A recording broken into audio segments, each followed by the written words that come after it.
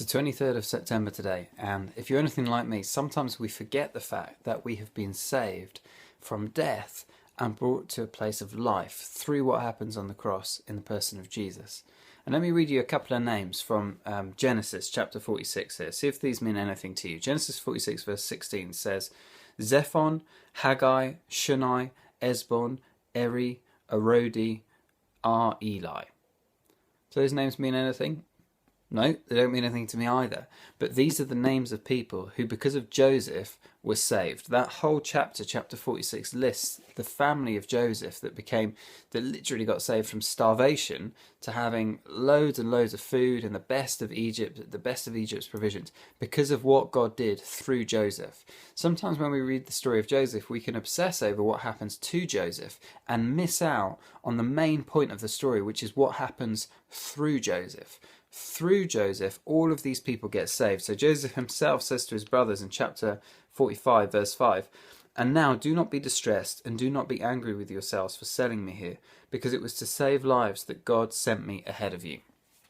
And in some sense, what Joseph's life demonstrates is a pattern that's then repeated and magnified in the life of Jesus.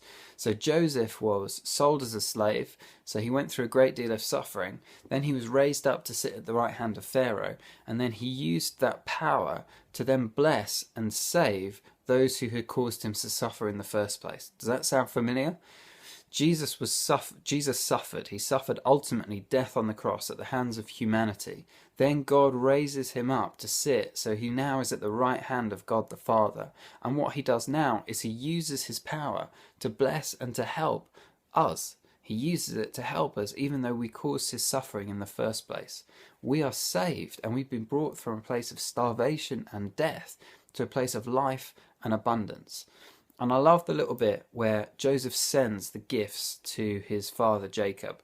Because if you remember yesterday, Jacob said to his sons, okay, take him some gifts. So let's get the best of the land together. And there were these puny, pathetic little gifts. There was a little bit of balm, a little bit of oil, some nuts like almonds and things like that. So basically Joseph's brothers turn up in Egypt with the best that they've got to offer, which is a packet of peanuts and a bit of oil.